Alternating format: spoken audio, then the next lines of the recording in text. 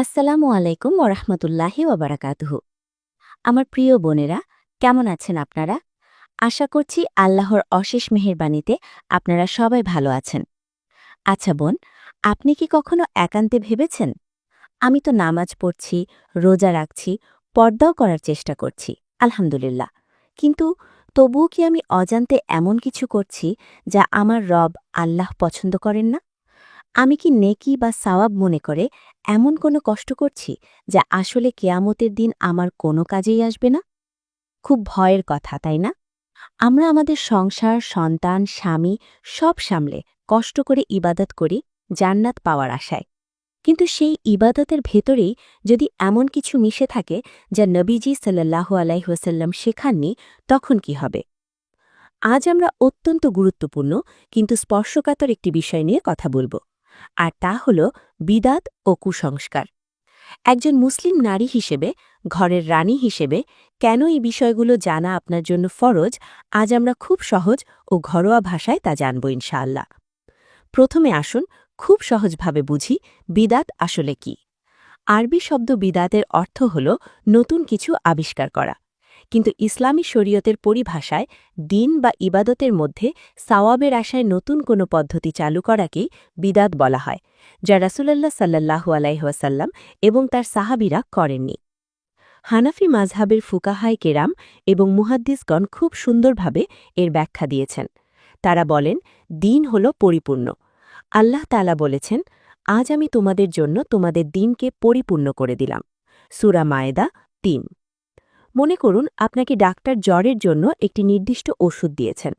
এখন আপনি যদি মনে করেন ওষুধটা আরেকটু বেশি মিষ্টি হলে ভালো হতো বা এর সাথে নিজের মন মতো অন্য কিছু মিশিয়ে খান, তাহলে কি রোগ ভালো হবে? বরং উল্টো ক্ষতি হতে পারে। বিদাত ঠিক তেমনই। ইবাদতের ক্ষেত্রে রাসূল আমাদের যা দিয়েছেন তা ১০০% পারফেক্ট। সেখানে যদি আমরা ভাবি আরেকটু বেশি করলে বোধহয় ভালো বা নিজের মন মতো একটু সাজিয়ে নেই, তখনই সেটা বিদাতে পরিণত হয়।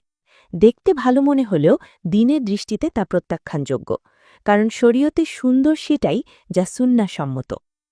এবার আসি কুসংস্কারের কথায়। বিদাত হল ইবাদতে ভেজাল মেশানো, আর কুসংস্কার হল আমাদের বিশ্বাস বা আকীদায় ভেজাল মেশানো। কুসংস্কার মানে এমন সব ধারণা বা বিশ্বাস যার সাথে কোরআন, সুন্নাহ বা বিজ্ঞানের কোনো সম্পর্ক নেই। এগুলো সাধারণত মানুষের ভয়, অজ্ঞতা বা বাপদাদার আমল থেকে চলে আসে। যেমন ধরুন, কেউ ভাবছে আজ মঙ্গলবার, আজ এই কাজটা করলে অমঙ্গল হবে, অথবা চোখ লাফাচ্ছে নিশ্চয়ই খারাপ কোনো খবর আসবে। বোন আমার, একজন মুমিনের বিশ্বাস হল ভালো এবং মন্দ সব কিছুর মালিক একমাত্র আল্লাহ। কোনো দিন, কোনো ক্ষণ বা কোনো প্রাণী মানুষের ভাগ্য বদলাতে পারে না। কুসংস্কার আমাদের ঈমানকে দুর্বল করে দেয়। এটি আমাদের তাওয়াক্কুল অর্থাৎ আল্লাহর উপর ভরসা নষ্ট করে ফেলে। একজন নারী যখন কুসংস্কারে বিশ্বাস করেন, তখন পুরো পরিবার ভয়ের অন্ধকারে ডুবে যায়। অনেকে এই তিনটি বিষয় গুলিয়ে ফেলেন। আসুন খুব সহজ একটি উদাহরণের মাধ্যমে পার্থক্যটা বুঝি।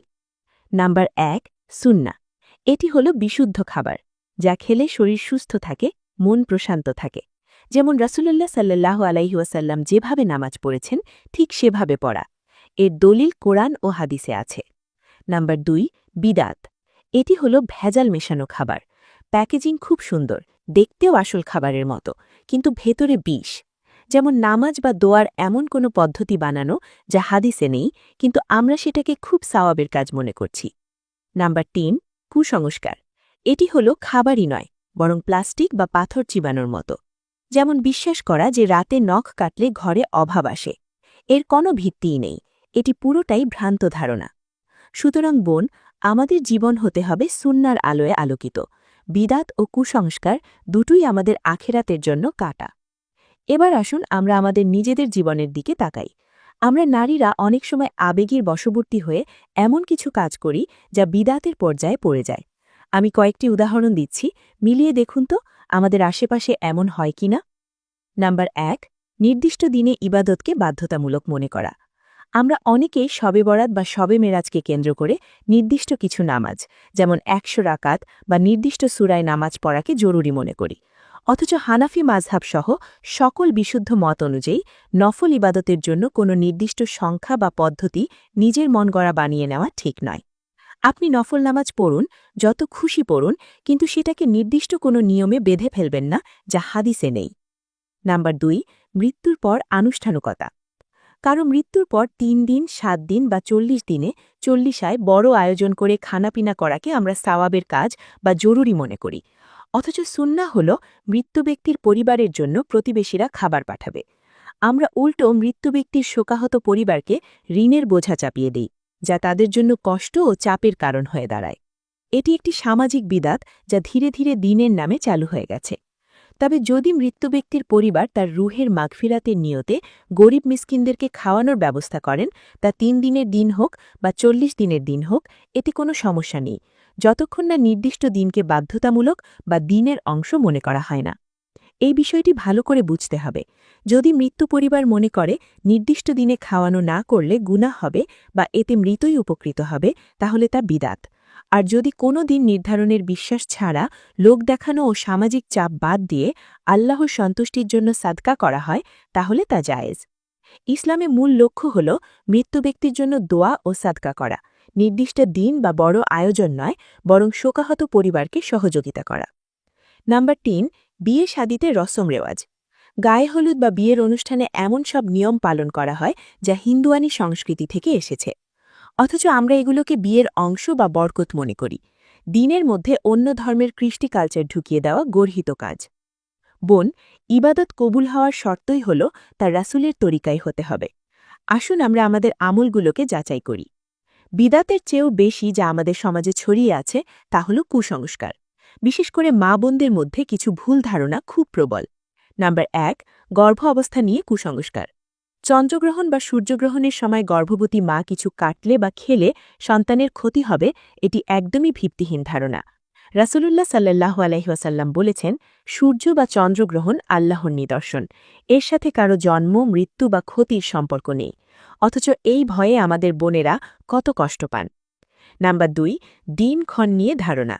যেমন শনি বা মঙ্গলবারে বাঁশ কাটা যাবে না, রাতে ঝাড়ু দিলে লক্ষ্মী চলে যাবে, সন্ধ্যায় কাউকে কিছু ধার দেওয়া যাবে না, এগুলো সবই শিরকের কাছাকাছি নিয়ে যায়।